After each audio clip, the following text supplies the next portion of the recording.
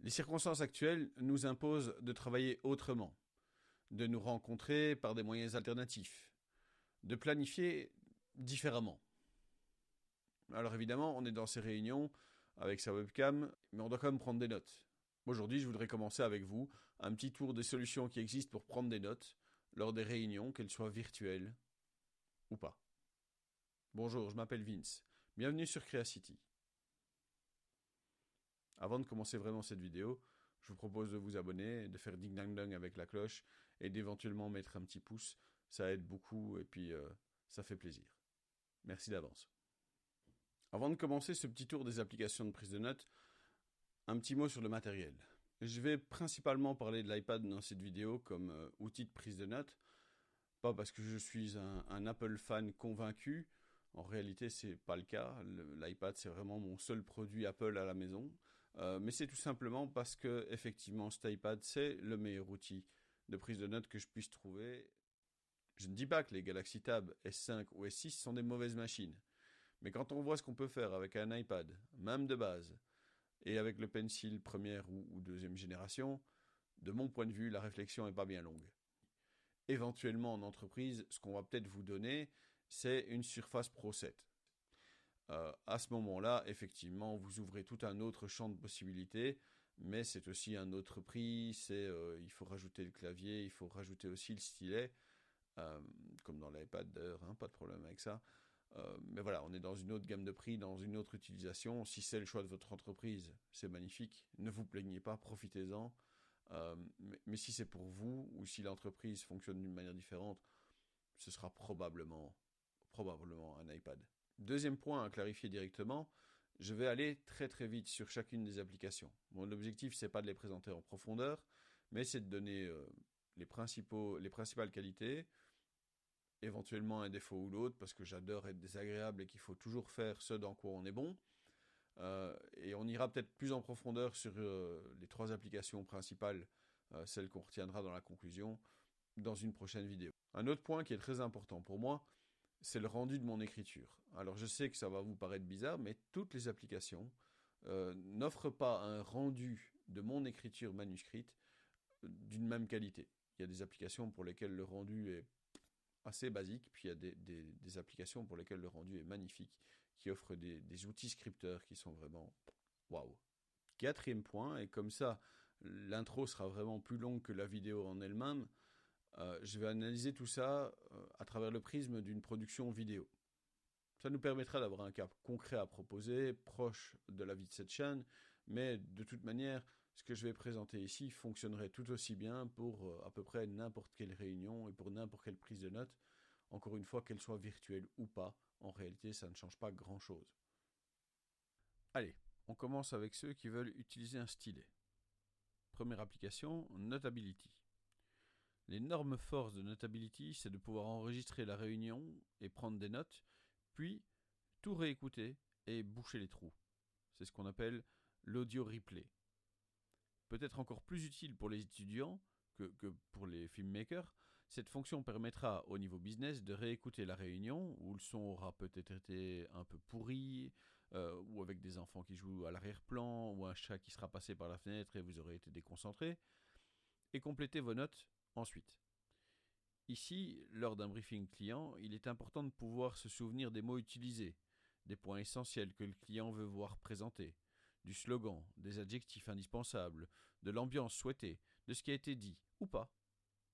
La prise de notes sur une page infinie, sans que ce soit obligatoire, les types de papier utilisables, même si ce n'est pas l'application qui en propose le plus, la beauté de l'écriture, même si notre shelf est encore un cran au-dessus dans ce domaine, tout ça fait de Notability une option de choix et actuellement mon premier choix quand je veux prendre des notes manuscrites dans le contexte d'une réunion. GoodNotes. Le nouveau mode présentation est un facteur de différenciation apporté par une mise à jour récente qui lui permet de se démarquer de Notability. Mais dans un contexte de réunion online, je ne pense pas que ce soit la meilleure option actuellement, à moins de savoir a priori qu'il va falloir prendre ces notes et les représenter à un groupe plus tard, ou qu'une des combinaisons papier-réglure vous soit vraiment utile, même s'il n'y en a assez peu. Maintenant, on ne peut pas passer complètement GoodNotes sous silence, car beaucoup de monde l'utilise. Mais dans le contexte qui nous occupe, Et avec mon style de prise de notes, avec la manière dont je travaille, GoodNotes n'est pas loin de disparaître de mon iPad. Nibo. À mes yeux, Nibo est au top pour la reconnaissance de l'écriture manuscrite, avec formatage pour les titres, les tableaux, les formes. C'est la première application de prise de notes que j'ai vraiment utilisée et payée. C'est étrange car, à mes yeux, cette application n'est pas vraiment moins bonne ou utile que GoodNotes, mais GoodNotes a une réputation bien meilleure pour des raisons que je ne m'explique pas. Mais j'attends vos remarques dans les commentaires ci-dessous pour m'éclairer sur le sujet. Dans le contexte qui nous intéresse, le formatage automatique est une force indéniable pour ceux qui aiment, qui ont besoin de directement bien structurer leurs notes.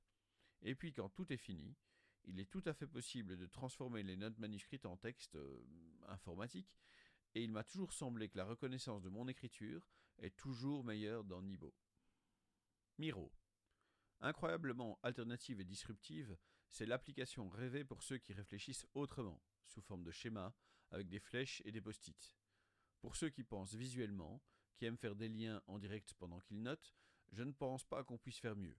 Par contre, la courbe d'apprentissage est assez raide, il vaut mieux vous le dire tout de suite. Et c'est là peut-être que se trouve le paradoxe de ce genre d'application.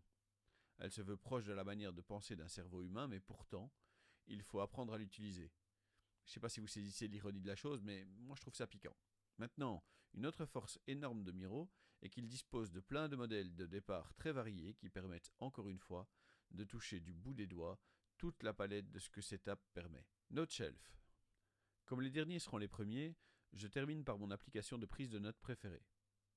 Pour ceux qui aiment faire beau, avec la plus jolie mise en forme de l'écriture manuscrite et les outils de surlignement et de forme les plus réussis à mes yeux, NoteShelf est assez parfaite.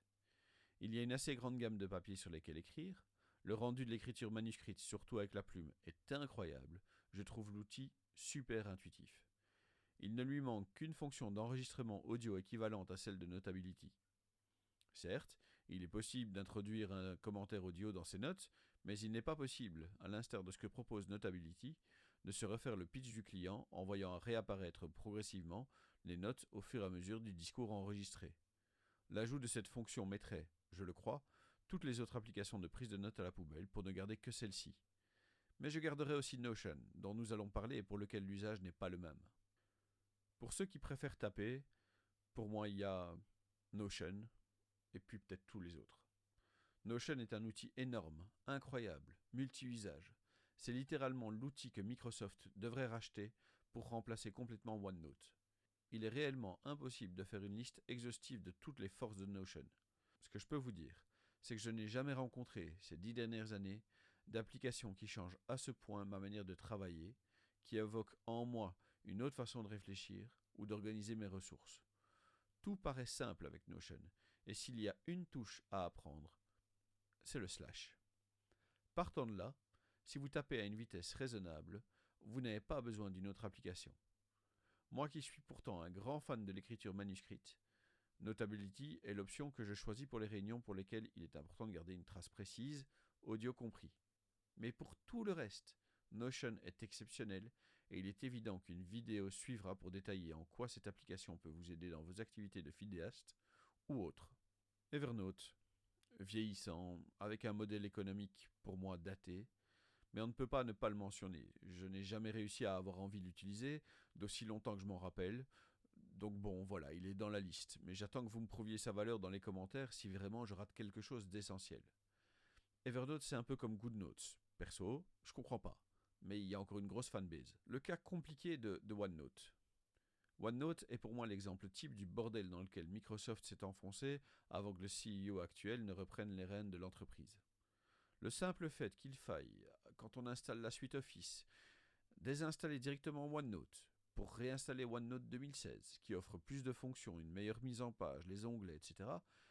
Et puis toute la gestion des bloc-notes de classe, bloc-notes de trucs, enfin bon. En fait, c'est un immense bordel à mes yeux. Clairement, Notion arrive à être tellement évident, tellement simple, tellement puissant avec les modèles, les raccourcis, le formatage en ligne. Donc en somme, il faudrait simplement que Microsoft rachète Notion ou au moins l'intègre proprement dans Office 365. Maintenant, si vous avez une Surface Pro ou une 2 en 1 Windows avec un stylet bien comme il faut, OneNote vous permettra de faire la même chose que Notability au niveau de l'enregistrement audio de la réunion, puis de la possibilité de voir les notes apparaître au fur et à mesure de l'audio en replay, un peu comme Notability effectivement. N'empêche que, malgré tout, il faut garder Notion aussi. Si je dois faire une conclusion de 30 secondes, je dirais que Notability, c'est vraiment une très bonne application pour la prise de notes en direct, surtout avec l'audio replay.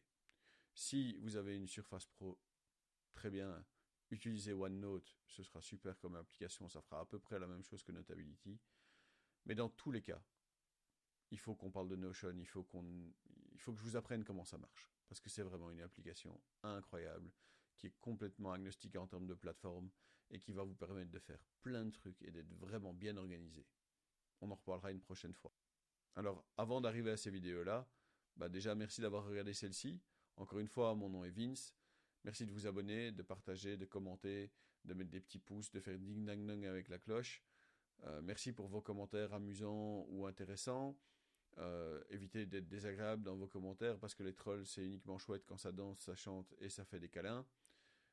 N'oubliez pas de regarder tout le contenu qu'on vous propose ici un peu dans tous les sens et j'espère vous revoir bientôt.